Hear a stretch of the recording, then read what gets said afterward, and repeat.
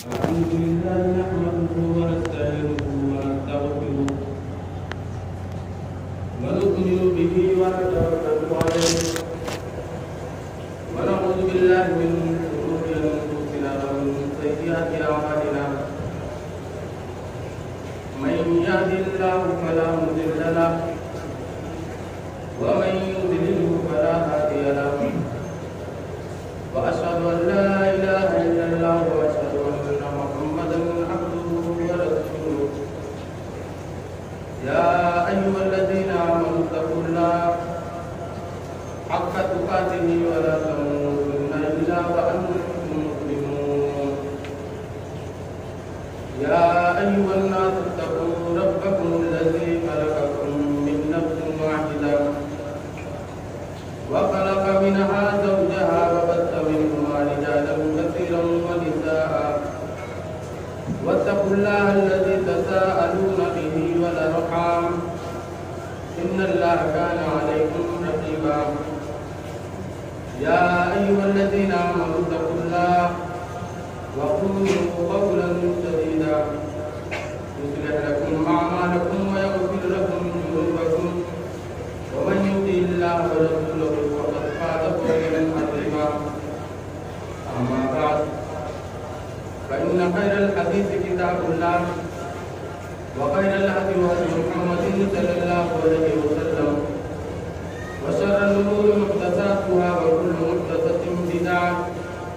وكل بدعه ضلاله وكل ضلاله في النار أعوذ بالله من الشيطان الرجيم بسم الله الرحمن الرحيم قال والقرآن المجيد بل عجبوا أن جاءهم منذر منهم فقال الكافرون هذا شيء عجيب أئذا متنا وكنا ترابا ذلك رجع بعيد قد علمنا ما تنقل الأرض منهم وعندنا كتاب حفيظ بل كذبوا بالحق لما جاءهم فهم في أمر مريج أفلم ينظروا إلى السماء فوقهم كيف بنيناها وزيناها وما لها من فروج والأرض مددناها وألقينا فيها رواسي وأنبتنا فيها من كل زوج بهيج تبصرة وذكرى لكل عبد منيب ونزلنا من السماء ماء مباركا فأنبتنا به جنات وحب الحصيد والنخل باسقات لها طلع نضيد رزقا للعباد وأحيينا به بلدة ميتا كذلك الخروج كذبت قبلهم قوم نوح وأصحاب الرس وثمود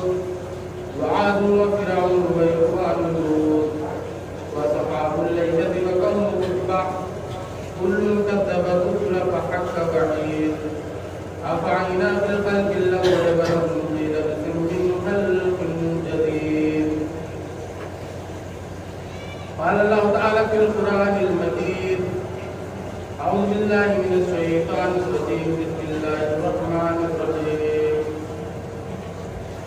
قال يا بني إني أرى في المنام أني أذبحك فانظر ماذا ترى رب اشرح لي صدري ويسر لي أمري واحلل عقدة من لساني يفقهوا قولي رب زدني علما رب زدني علما اللهم رب زدني علما خدا بندہ میں تیرے نام سے آغاز کرتا ہوں تیرا بندہ ہوں تیری رحمتوں پر ناز کرتا ہوں فقط تیری مدد اور استعانت کے بھروسے پر مجھے گناہ نہیں آتا مگر پرواز کرتا ہوں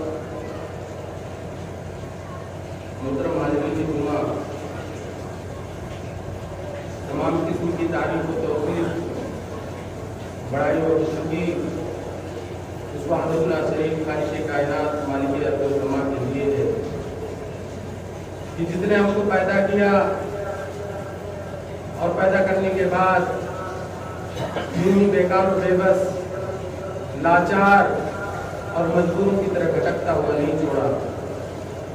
بلکہ ہماری رشد و ہدایت کے لیے اس دار پانی کے اندر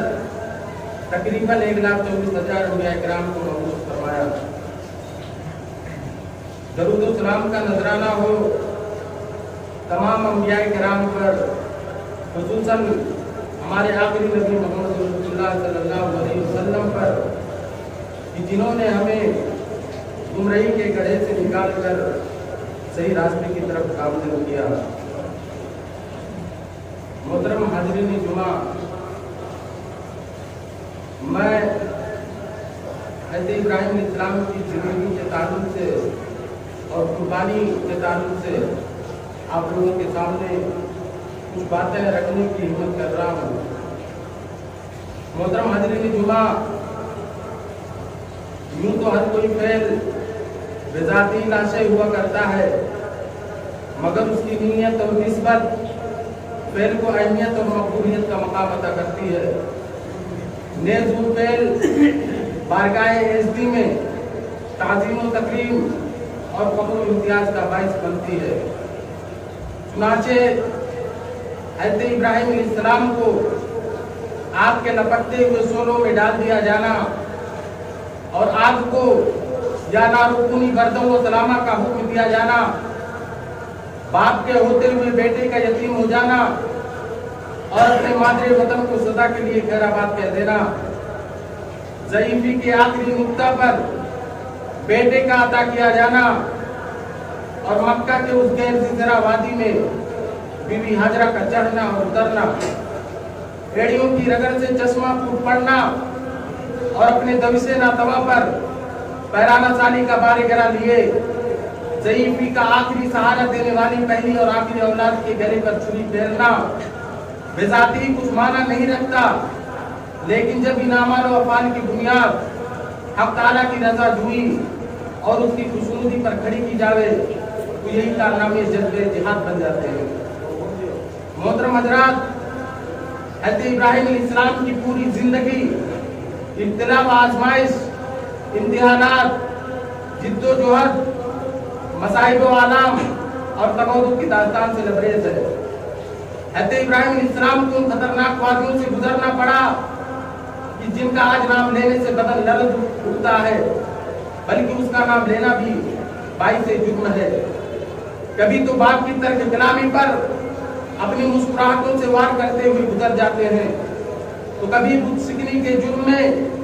आग के दहकते हुए अंगारे पर लिटा दिए जाते हैं, तो कभी ज़ईफ़ा बीवी और चहेते बेटे से जुदाई का हुक्म हो रहा है, तो कभी लगते जिगर, नूरे नजर,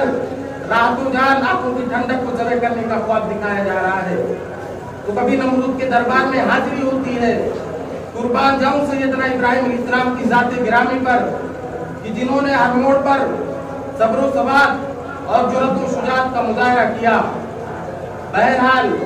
यही शौक और जज्बे मुसलमानों के लिए इस्लामी तारीख की पेशानी पर सदा के लिए मोरे तस्दीक बन गए। चुनांचे इसी इसार और अज़्म इस्तक़लाल की कुर्बानी के तौर पर हर साल मुसलमानान आलम जानवर की कुर्बानी करते हैं। मोहतरम हज़रात, ईद कुर्बा मुसलमानों का एक अजीम त्योहार है जो हज़रत इब्राहिम अलैहिस्सलाम की उन अजीम कुर्बानियों की याद को ताज़ा करता है। यही वो ईद कुर्बा है जो अय्यारी व मक्कारी से खाली होती है। यही वो ईद कुर्बा है जो शिर्क व बिदअत से खाली होती है। यही वो ईद कुर्बा है जहाँ शहनाइयाँ नहीं बजती।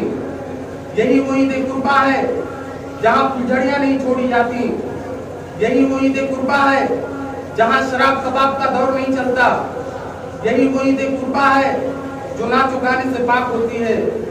यही वो ईद कुर्बा है जहाँ उरियानियत और फहाशी का मुजाहरा नहीं किया जाता।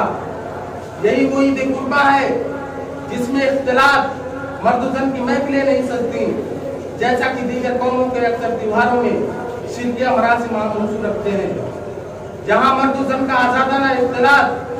शराब नोशी, दीगर मुनशियात की आवारगी की हद तक इस्तेमाल, रक़्स व सुरूद की महफिलें, क़िमारबाज़ी, दौलत का बेजा इसराफ, गर्ज की वो नाकर्ज़नी उमूर जिनसे इंसानी शराफत, तहज़ीब व तमद्दुन, अज़मत व तक़द्दुस और अख़लाक़ व अक़दार पामाल हो बेदरीग अंजाम दिए जाते हैं। मोहतरम हजरात, हज़रत इब्राहिम अलैहिस्सलाम का जिस कदर इम्तिहान लिया गया वो एक से बढ़कर एक है। हज़रत इब्राहिम अलैहिस्सलाम को सिफत खलीलियत से नवाजा गया और वो अपने दाइयाना मिशन में सरगर्दा हो गए। हर कौम उनके साथ मुआनदाना रवैया इख्तियार कर गई।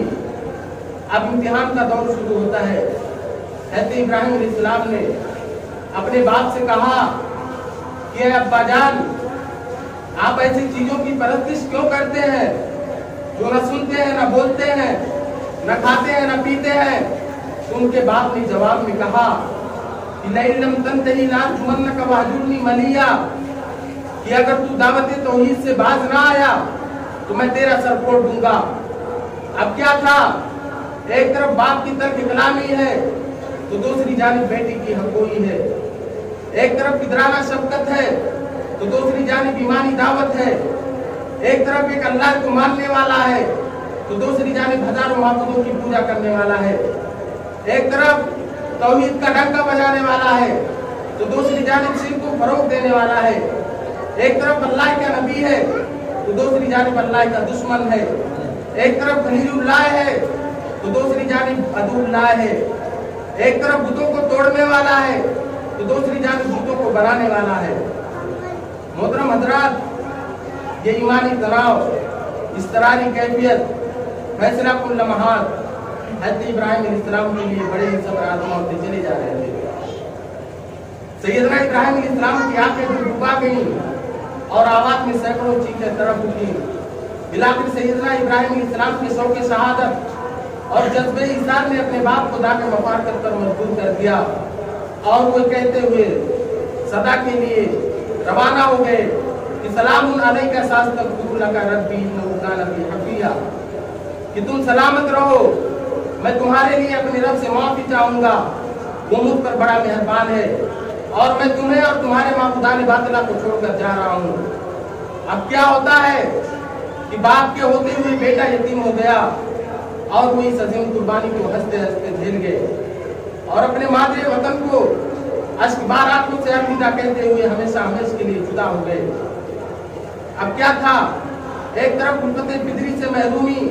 तो दूसरी जानिब मादरे वतन की तरफ यादें। एक तरफ वालिदा की शफकतें तो दूसरी जानिब वतन को खैराबाद कहने का गम। एक तरफ बचपना है तो दूसरी जानिब कोई सहारा नहीं। अलगर्ज बहुत सी यादें सताने लगी, मगर सैयदना इब्राहिम अलैहिस्सलाम उन यादों का जाम निकल गए। यही दास्तान मुकम्मल नहीं होती, बल्कि जवानी के आलम में जब कोई औलाद न हुई तब भी सब्र का दामन हाथ से छूटने न पाया और बारगाहे इज़्ज़त में दुआ की, रब्बे हबली मिनस सालिहीन, ये परवरदिगार तू मुझे नेक और सालेह औलाद अता कर। अल्लाह तबारक व तआला ने हज़रत इब्राहिम अलैहिस्सलाम की दुआ कबूल फरमाई और फबश्शरनाहु बिग़ुलामिन हलीम का पैगाम सुनाया और सैयदना इस्माइल अलैहिस्सलाम को अता किया। मोहतरम दोस्तों और बुजुर्गों, आप गौर करें और अंदाजा लगाएं कि बुढ़ापे के आलम में पहली औलाद, इसको मोहब्बत ने कितनी शिद्दत इख्तियार की होगी, खुशियों ने कितने गीत गाए होंगे, आरज़ुओं और तमन्नाओं के कितने गुलाब खिले होंगे। चूंकि बुढ़ापे का सहारा औलाद ही हुआ करती है, वो भी बुढ़ापे की औलाद कि जिसके बाद कोई उम्मीद नहीं, जिसके बाद कोई इंतजार नहीं, मगर दूध पीने की मुद्दत में हुक्म रब्बानी हुआ कि अपने चहेते बेटे को और ज़ईफा बीवी को मक्का की गैर वादी की तरफ छोड़ा हो। दोस्तों, इकलौती औलाद की शिद्दत मोहब्बत भी उनके सब्र का जाम खाली न कर सकी और उनके जज्बे इसार का बंधन तोड़ न सकी। चुनांचे वो अपनी ज़ईफा बीवी और चहेते बेटे को तस्लीम और रज़ा लेकर चल दिए और माँ बेटे को खाने काबा के पास छोड़कर ये कहते हुए रवाना हो गए कि बशारत तेरी सच्ची है, तेरा वादा भी सच्चा है, बस अब तू ही मुहाफिज है, ये बीवी है, ये बच्चा है। मोहतरम हजरात, उस वक्त ज़ाते बारी से न कोई गिला न कोई शिकवा, बल्कि यूं दुआ की कि ऐ परवरदिगार, बेआबू गया मैदान में मैं अपनी औलाद को तेरे मोहतरम घर यानी खाने काबा के पास ला बसाया है। ऐ परवरदिगार, میں نے یہ اس لیے کیا ہے کہ یہ لوگ نماز قائم کریں، لہذا تو لوگوں کے دلوں کو ان کا مشتاق بنا اور پھلوں سے ان کو رزق دے۔ دوستو، ایک وقت وہ بھی آتا ہے کہ بیٹا جوانی کی دہلیز پہ قدم رکھتا ہے، باپ کا ہاتھ پھٹانے کے قابل ہوتا ہے، خواب کے ذریعے بیٹے کو قربانی کا حکم دیا جا رہا ہے، جگر کے ٹکڑے کو ذبح کرنے کا حکم دیا جا رہا ہے۔ اب کیا تھا، ایک طرف بوڑھا باپ ہے تو دوسری جانب بڑھاپے کا سہارا، ایک طرف شفقت فطری ہے تو دوسری جانب قربان کر دینے کا حکم، ایک طرف بیٹا ہے تو دوسری جانب خدا ہے، ایک طرف بیٹے کا انتخاب کرنا ہے تو دوسری جانب خدا کا انتخاب کرنا ہے۔ اور دیکھنا مقصود تھا کہ حضرت ابراہیم علیہ السلام کس کا انتخاب کرتے ہیں، بیٹے کا انتخاب کرتے ہیں یا خدا کا انتخاب کرتے ہیں، وہ بھی قربانی غیر کے ہاتھوں سے نہیں، اپنے ہاتھوں سے، اپنی آنکھوں کے سامنے، اپنے جگر کے پاس۔ بہت مشکل وقت تھا، بہت سخت گھڑی تھی، بلکہ آج کے دور میں ناممکن ہے، بہت آسان انسان چھوڑ دے سامان و زر اپنا، بہت آسان انسان چھوڑ دے تخت سلیمانی، یہ سب آسان سے آسان ہوتا رہ جانے من، لیکن بہت مشکل ہے اپنے ہاتھ سے بیٹے کی قربانی۔ محترم حضرات، ایسے دور سے حضرت ابراہیم علیہ السلام کو گزرنا پڑا۔ دوستو، اولاد کی محبت نے ضرور ہچکیاں لی ہوں گی، آنکھیں ضرور نم ہوئی ہوں گی، خواہشات نے راہ میں رکاوٹیں ضرور کھڑی کی ہوں گی، الفتیں پسری ضرور ستا رہی ہوگی، مگر وہ عام انسان نہ تھے جو پھسل جاتے۔ شوق شہادت اور جذبے فریفتگی غالب آیا اور حکم ربانی کی تکمیل کے لیے مکہ کے غیر جزیرے وادی کی طرف چل دیے اور پہاڑی صفا پر پہنچ کر ندا لگائی کہ پہاڑی پر سیدھی آواز، اسماعیل ادھر آؤ، ادھر آؤ، خدا پاک کا پیغام سن جاؤ۔ ادھر کی یہ صدا سن کر پسر دوڑا ہوا آیا، رکا ہر کی طرح اسماعیل کو شیطان نے بہکایا۔ جب حضرت اسماعیل علیہ السلام آ گئے تو حضرت ابراہیم علیہ السلام نے کہا، قال یا بنی انی ارا فی المنام انی اذبحک فانظر ماذا تری، یہ میرے بیٹے، میں نے خواب میں دیکھا ہے کہ میں تم کو ذبح کر رہا ہوں، بتاؤ اس میں تمہاری کیا رائے ہے۔ ہم اور آپ سوچ رہے ہوں گے کہ نفی میں جواب ملا ہوگا، بیٹے نے انکار کر دیا ہوگا، ہم اور آپ ہوتے تو ممکن تھا کہ انکار کر دیتے، مگر وہ فرما بردار فرزند کہتا ہے کہ اے ابا جان، آپ سوچ رہے ہوں گے کہ آپ کا بیٹا انکار کر دے گا، نہیں، ہرگز نہیں، یا ابت افعل ما تؤمر ستجدنی انشاءاللہ من الصابرین۔ یا ابا جان، آپ کو جس چیز کا حکم ملا ہے اس کو کر گزریے، اگر اللہ نے چاہا تو آپ مجھے صابرین میں سے پائیں گے۔ کہا فرزند نے، اے باپ اسماعیل صابر ہے، خدا کے حکم پر بندہ پہ تعمیل حاضر ہے۔ اب کیا تھا، باپ نہ تعامل کرتا ہے، بیٹا نہ مطمئن ہوتا ہے، باپ جھجکتا ہے، نہ بیٹا کسمساتا ہے، بلکہ بیٹا قربان ہونے کے لیے بے قرار ہے، مشیت کی چوکھٹ پر شہید ہونے کو بے قرار ہے۔ باپ سے کہتا ہے، اے ابا جان، آپ اپنی آنکھوں پر پٹی باندھ لیجئے تاکہ ایسا نہ ہو کہ آپ کا ہاتھ شفقت فطری سے مغلوب ہو کر اطاعت ربانی میں لرز اٹھے، اور میرے ہاتھوں اور پاؤں میں رسی باندھ دیجئے تاکہ ذبح کے وقت جنبش نہ ہو، اور اس ذبح کی خبر میری ماں کو مت دیجئے۔ محترم حضرات، ان تینوں مصیبتوں پر عمل کرتے ہوئے حضرت ابراہیم علیہ السلام نے اپنے بیٹے کو زمین پر لٹا دیا۔ آنکھوں نے اس نظارہ کو دیکھا، فلک کی نیل کو آنکھوں نے یہ نظارہ بھی دیکھا کہ بیٹا زمین پر پڑا ہے۔ اب کیا تھا، فرشتے گوش بر آواز تھے، فضائیں خاموش تھیں، ہوائیں ساکت تھیں، چرندوں پرند نے چلنا پھرنا چھوڑ دیا تھا، چڑیوں نے چہچہانا بند کر دیا تھا، آسمان منتظر تھا، زمین منتظر تھی کہ دیکھیں حضرت ابراہیم علیہ السلام کیا کرتے ہیں۔ چنانچہ بوڑھا باپ اپنی ضعیفی کے آخری سہارے کی گردن پر چھری پھیرتا ہے۔ جب قربانی کے اس آخری امتحان میں بھی جوشیلے سپاہی کا جذبہ فدائیت پورا ہو کر رہا تو قبل اس کے کی چھری اپنا کام کرتی۔ آواز آئی، وَنَادَيْنَاهُ يَا إِبْرَاهِيمُ قَدْ صَدَّقْتَ الرُّؤْيَا إِنَّا كَذَلِكَ نَجْزِي الْمُحْسِنِينَ۔ کہ اے ابراہیم علیہ السلام تم نے اپنا خواب سچ کر دکھایا، ہم احسان کرنے والوں کو ایسا ہی بدلہ دیتے ہیں۔ ان ساری آزمائشوں کے بعد حضرت ابراہیم علیہ السلام کو خوشیوں کی خبر سنا دی گئی، خلیل اللہ کا خطاب عطا کیا گیا، نوے آدم کے لیے ملت ابراہیمی کو اسوہ حسنہ ٹھہرا دیا گیا اور امت محمدیہ کا سرچشمہ ملت ابراہیم قرار پایا۔ آزمائشوں کے لمحات اور اضطراب کی گھڑیاں سیدنا ابراہیم علیہ السلام کے جذبے ایثار کا بندھن توڑ نہ سکی، چنانچہ اس ایثار اور استقلال کی قربانی کے طور پر ہر سال مسلمانان عالم جانور کی قربانی کرتے ہیں۔ محترم حضرات، آج ہم بھی قربانی کرتے ہیں،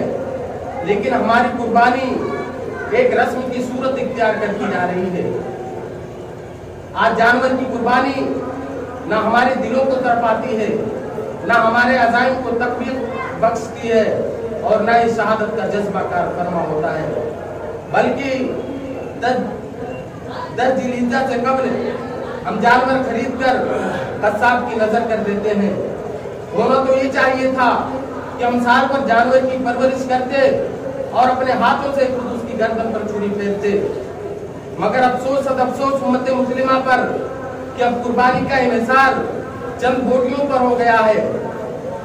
ہم سیدنا ابراہیم علیہ السلام کی قربانی کو فراموش کر گئے، یا پھر ہمیں معلوم نہیں کہ قربانی ہم پر کیوں واجب قرار دی گئی ہے۔ وہاں قربانی جانور کی نہیں، چہیتے بیٹے کی ہو رہی تھی، وہ بھی بڑھاپے کا سہارا کہ جس کے بعد کوئی امید نہیں،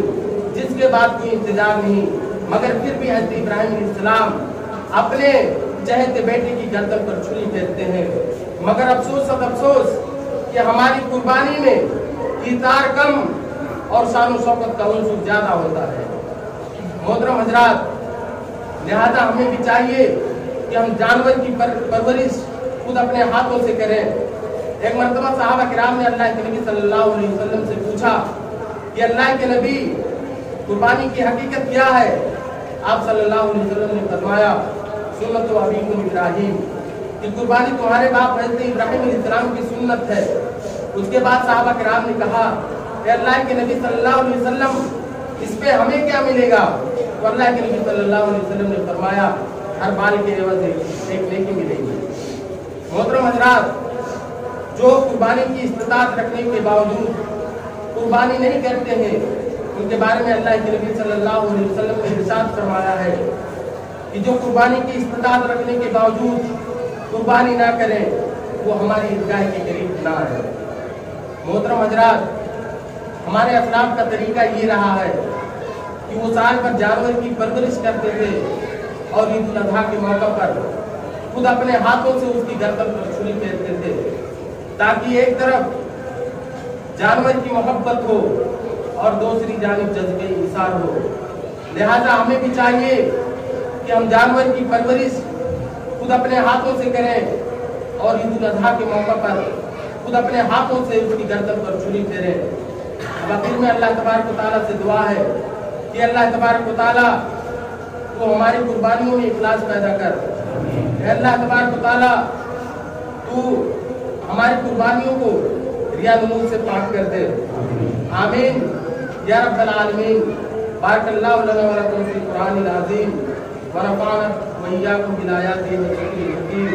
إنه تعالى جواد كريم